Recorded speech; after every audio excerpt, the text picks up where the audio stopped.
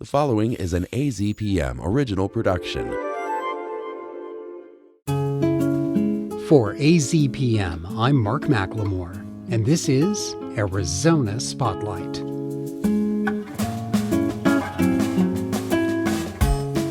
Coming up, hear about a church in Douglas that is rising from the ashes after a devastating arson fire in 2023. Visit a place in Tucson that is dedicated to the legacy of the iconic Mexican painter Frida Kahlo. Nature writer Rebecca Doyle returns with an essay extolling the virtues of taking a walk in the grass. And listen to some memories of what it was like to grow up around the Rillito River and Tanque Verde in the 1950s, when children may have been a little less supervised. Those stories are next on Arizona Spotlight.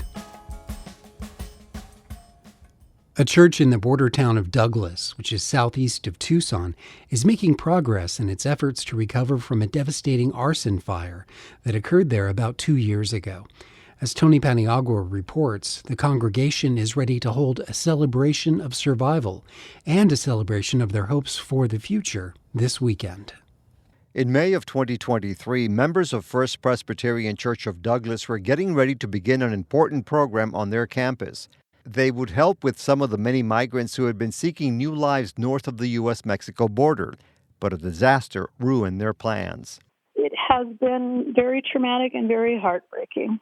Reverend Peggy Christensen is one of the pastors at the congregation. We had 60 Red Cross cots set up in our fellowship hall because the Border Patrol had requested a safe space for asylum seekers while they were on their way to get to where they were going. We were all set up for that, and then the fire happened, and all of that was destroyed. A terrible development for Christensen and her small congregation of a few dozen members. When she started working as the pastor here, she only expected to be in the position for a few months. I returned to Douglas, Arizona, after I had retired as a Presbyterian minister because my mom still lives here, and this is where I grew up.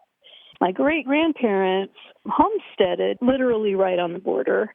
The church had lost pastor because of retirement, so my original contract with them was 6 months, and before that 6 months was up, our church was burned down by an arsonist, so then I felt like I needed to stay and see the church through the rebuilding and recovery process.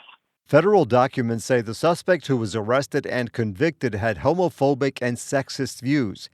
His motivation had to do with allowing women and the LGBTQ community to be in positions of authority. So that's very personal to me. I've experienced plenty of prejudice over my years as a woman minister, but to have an act of violence was horrifying, so painful. I did speak to him when I addressed the court at his hearing, and I told him that, however, your actions have not stopped us from our mission, which is to spread the compassion of Christ, and hatred cannot stop that. The church's historic sanctuary, which was built in 1906, cannot be used again until it's restored. Current calculations are as high as $2 million for that project. However, the members have not been deterred.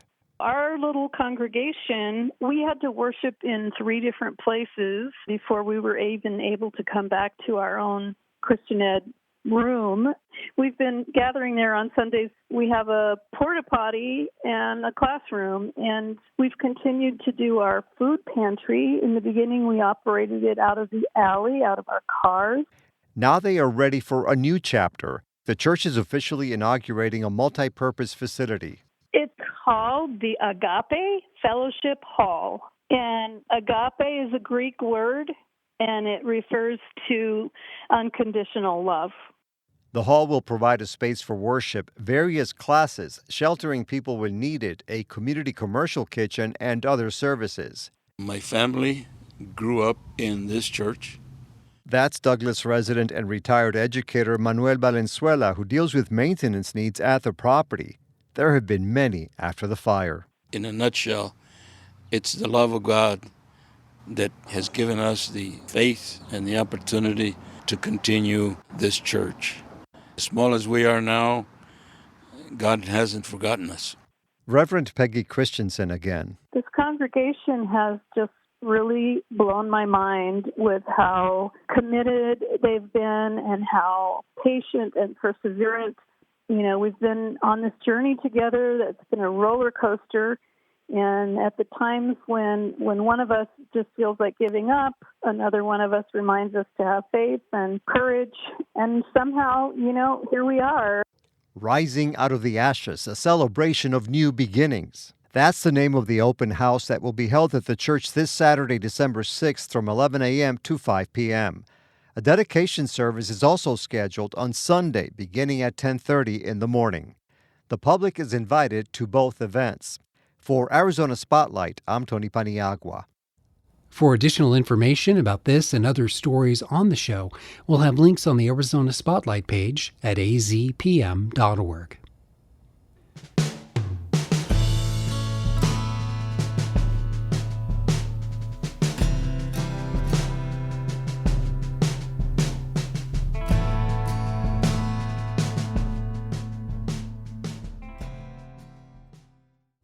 In October, Frida's Garden, a new outdoor space, opened at the Tucson Botanical Gardens.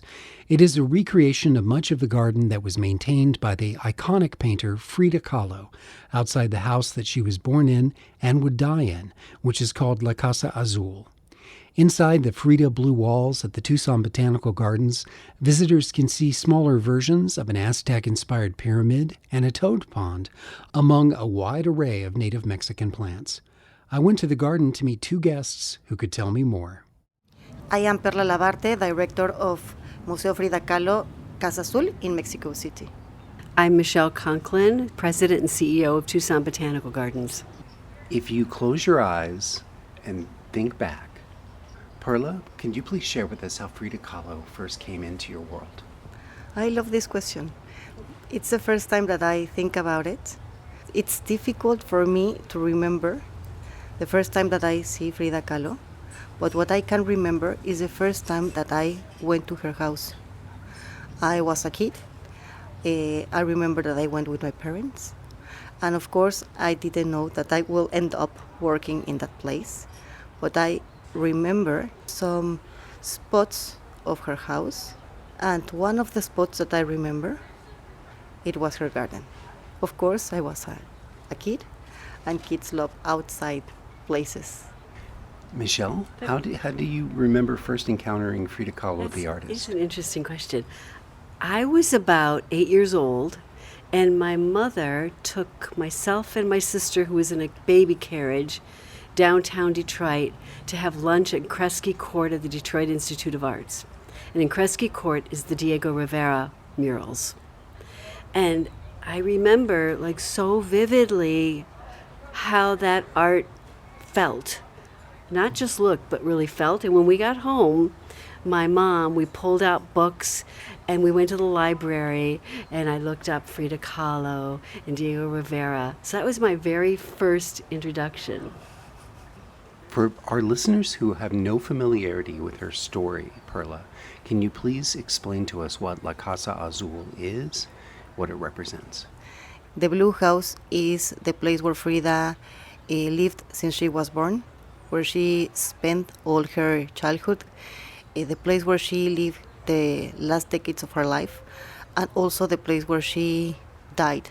So it's a place where Frida created her work, and it's the place where you can go to see the human part of a great artist, a wonderful human being, and one of the most influential artists in Mexico and probably in some other places of the world.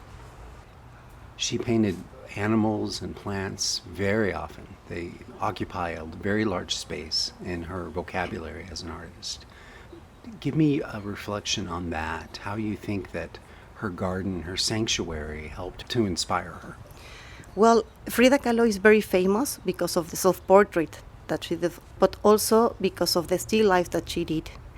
And the nature is very present in all of those themes. She used a lot of plants in the backgrounds of her portraits. As you were mentioning, Frida also depicts some of her animals, and we love the way that she immortalized those loved animals and her loved plants from her garden, because many of the plants that were planted in that garden were part of her creative universe. It was part of the things that she loved and the things that she wanted to portray with herself. I didn't realize, I don't think, quite the menagerie of animals that she had in her life. And reading some of the signage here at the Botanical Gardens, I was reminded of that. Can you share with our audience some of the unusual, besides the birds and the natural fauna that were attracted to her garden, what were some of the animals that Frida mothered? Well, Frida had many animals in her house. Some of them were more usual, like cats and dogs and parrots. But she have a very special kind of dog. She have Xolos wingless dogs that are a Mexican dog, that are the one that in ancient tradition guides you to the Mictlan or to the afterlife. And she also have monkeys or deers, and all of them were included in her works. Michelle, what is a message that you hope a visitor to the Frida Garden might take with them? You know, Frida has many meanings to many different kinds of people. Everyone. Some people are inspired by her art. Some people are inspired by her story. Some people are inspired by her fashion. I embrace and get so excited to hear what people tell us, not what we're telling them they should feel, but what are they receiving? I do hope that they come to our garden, whether it was Frida's garden or any of our gardens, any of our 20 plus garden spaces. It's a place for them to come, gather, to be together, either as neighbors, as friends. It's a gathering space. Our mission and our passion is really to connect people with nature through art, history, science, and culture. And this exhibition just fits all of those, checks all of those boxes, and does it in the most beautiful way. This place is a place for inspiration. It's a place to know Frida in a different way. And that was the reason why she imprinted this sense of Mexicanity, because Frida was very proud of that part of herself, her Mexican part. And that was the reason why she included many Mexican plants and also parts of Diego Rivera's pre-Hispanic collection. In the garden, in the Blue House, we have this small pyramid that is reproduced here in the Tucson Botanical Garden, and he probably that pyramid to display some of his pre-Hispanic collection, and also here we can see some plants display on this pyramid. We were just so grateful to develop the relationship with the Museum of Frida Kahlo and the trust that's also involved. That was very important to us. It was a wonderful relationship. We have had a visit from the Kahlo family as well. So it's just bringing in those family members, connectors, the museum of the expertise and guidance from the Museum of Frida Kahlo. We don't do these things on our own. That is absolutely for sure. That was Perla Labarta, director of the historic Casa Azul and the Frida Kahlo Museum in Mexico City, and Michelle Conklin, president and CEO of Tucson Botanical Gardens.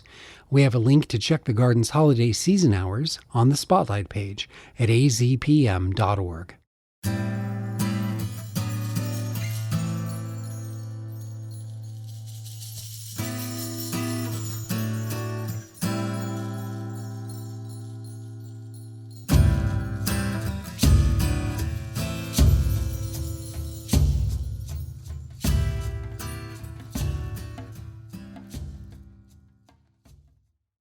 The phrase touch grass has become a recognizable meme in recent times. It can mean to not just look for a way to reconnect with nature, but also a reminder that disconnecting from technology and screen time can help one to find their center and reconnect with the things that really matter. Next, nature writer and essayist Rebecca Doyle returns with a reminder that perhaps we are lucky to live in a climate where one can possibly touch grass all year long. Rebecca Doyle is an outside contributor to the show, and her opinions are her own. A walk in the grass. In September, a coworker tells me about a recent evening when she took off her shoes and walked with her friend across the University of Arizona quad.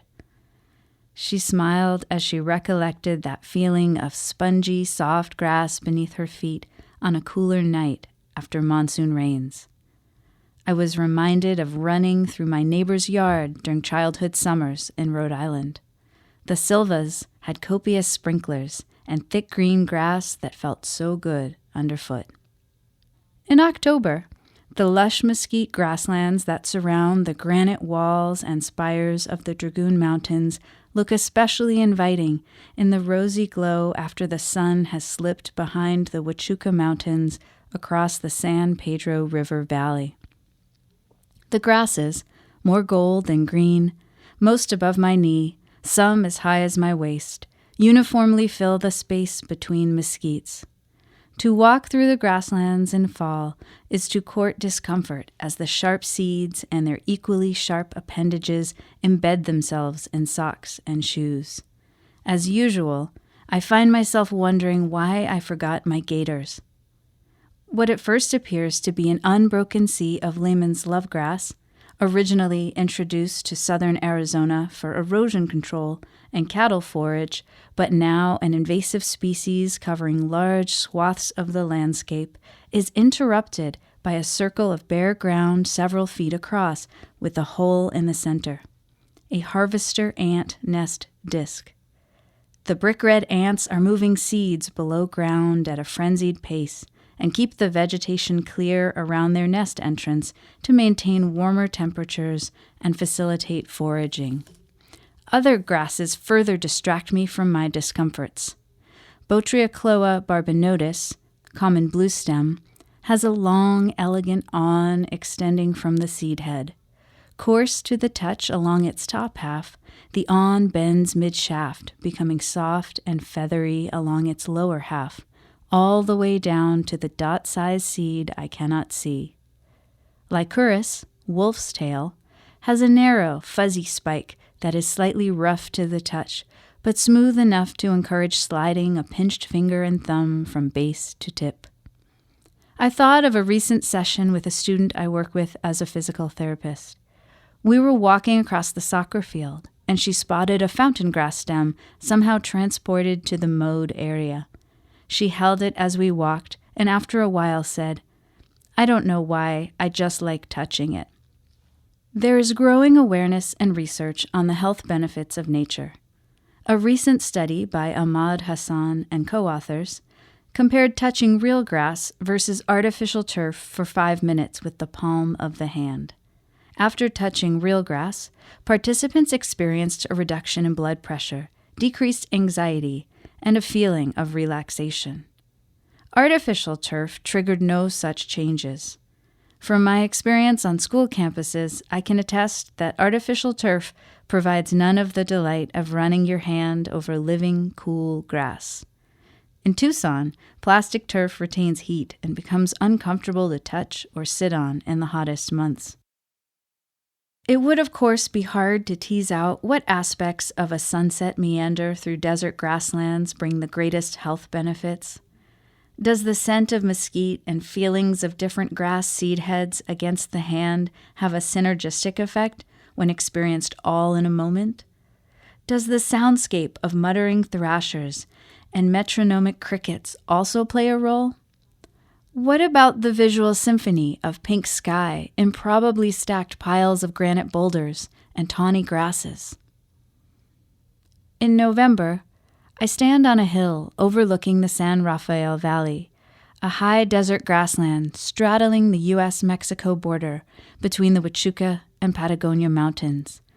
From its beginning at 5,000 feet along the southern edge of the Canelo Hills, this sea of grass spills gently south across the border, channeling the surface and underground flows that become the Santa Cruz River. The river courses into Sonora before returning to Arizona. The expansive view of golden grasses, brown mountains, and blue skies soothes the eye. The close-up view is just as pleasing. The native plains love grasses wave wispily in the wind, having dropped most of their seeds to create a winter's feast for resident and migrant sparrows.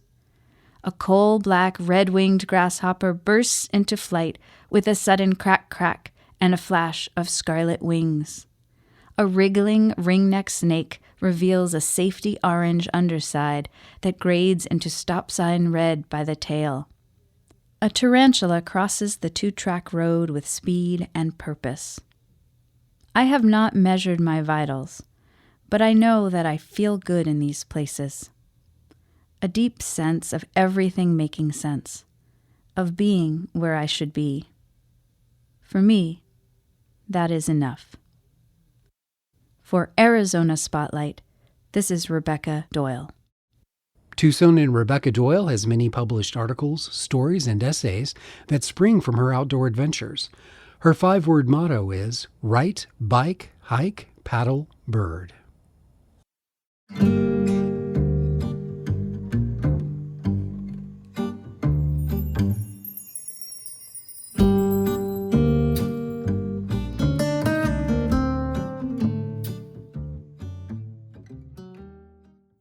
One mission of special collections at the University of Arizona Libraries is to collect and preserve the stories of Tucsonans. Next, we'll hear remembrances about growing up in the 1950s, both in Tanque Verde and along the Rillito River. Back then, many children rode ponies and had much more time and space to explore the world around them. Our first story is from Caroline Addison. I really wasn't from Tucson. I was from Tanque Verde. The washes ran. There was never bushes growing in the washes. No, because they ran so much. You know, memory is a tricky thing. And it seems to me I remember a lot more rain in the summer. Weeds coming up past my horses' bellies and, you know, lots of weeds. And those orange and yellow caterpillars, lots of them. Well, we couldn't get to town when it rained. Nobody seemed to care. There was no bridge there. When it rained, everybody went to look at the washes. That was the thing to do. Let's go look and see how much the river's running. When I see pictures of the property that my father bought, then it was really sparse because of free grazing. It was free range, open range. There were cows everywhere. And if you see buzzards, you know that some cow had died. Yeah, and people shot. You'd hear, ping, you hear the bullet go by. And you'd have to yell, I'm here, don't shoot. This is when I got a little older, but still, I don't know what the boys did. They just went out there and shot things. We had horses. Not until I was about 8 years old could I ride out of the property. But as I got older and older, I had to be home before dark. And we rode our horses backwards, and we galloped all over. And I did ditch school, though. I took my little toy horses in my comic books about horses, and I played in the desert and ditched school. And I would sneak out at night, too. I remember my Levi's would go whoosh down the hall, and I'd try so hard to be really quiet. And I'd go out and ride my horse with my friend. I went to Tanque Verde School. We had 1st through 8th grade, all going outside together. Yeah, because there were maybe 40 kids in the school. There was one teacher that was really nice. Most of the kids did not speak English when they came to school. Mrs. Neal, Marjorie Neal, and she smoked and smelled like smoke, but she was wonderful to the children. She really was, teaching them English. And we had a bell. You rang the bell like this. It was up in the belfry. Every morning we pledge allegiance to the flag, and there was no under God. Eisenhower did that. You know, it was this ritual. The older boys would put the flag up, and it could never touch the ground, or, terrible things would happen. And I also remember when it rained, we'd get to go home because they couldn't let us out to play. They probably couldn't stand us. Next, Beth Castro shares some of the aspects that keep her 1950s childhood so vivid in her mind. River Road in Dodge. I mean, that was the place to be, right across from U of A Ag Center. Everybody had at least 10 acres or more of land. That was back in the day when we'd ride our ponies down the road bareback and barefoot. And all of our neighbors, we all had horses or ponies, and we used to ride our ponies down to a racetrack, for God's sake. You go across the river down there, and in fact, one time my sister and I, we were going down because I used to have gymkhanas every weekend, and actually got stuck in quicksand. I never thought there was such a thing in my life, and here's my poor little pony going down in the quicksand. I don't know how we ever got out of that, but those were days when you could stay out all day and not have to worry about somebody kidnapping you, and your little kids back then. We were right up against the foothills. There was really nobody behind us. In fact, right behind our house, there was a little old Mormon cemetery back in the day. And we used to ride through that. Not ride right through it, but ride by it. To talk about ghost stories and things like that. It was pretty funny. But then and our other little friends, we'd play cowboys and Indians on our ponies. And, back in the day, they had all those little riverbeds. And they used to have those little tiny rubies in the sand. We used to collect those little rubies. I mean, those were fun days. I mean, that was fun when you could be doing stuff like that. The rest of the time, summertime, I mean, we were giving pony rides. We were going to pony shows or going to auctions, we were busy. We were always working. You get up in the morning, in like 5, 6 in the morning. You got to feed those animals. My father would go out there, and he loved cleaning that barn. It was pretty funny. So we had to irrigate fields, and we had those big irrigation pipes, and my sister and I, we were little, we were all out there. But we were all expected to, and everybody else on our whole road was out there working. We just heard reminiscence from Caroline Addison and Bev Castro. They were recorded and produced by Angus Anderson for Archive Tucson, an oral history project of special collections at the University of Arizona Libraries. You can find more stories at archivetucson.com. And thank you for listening to Arizona Spotlight. This show is a production of AZPM. The production engineer is Jim Blackwood. I'm producer and host Mark McLemore. AZPM's original productions are made possible in part by donations from listeners like you. Learn more at support.azpm.org. Thank you.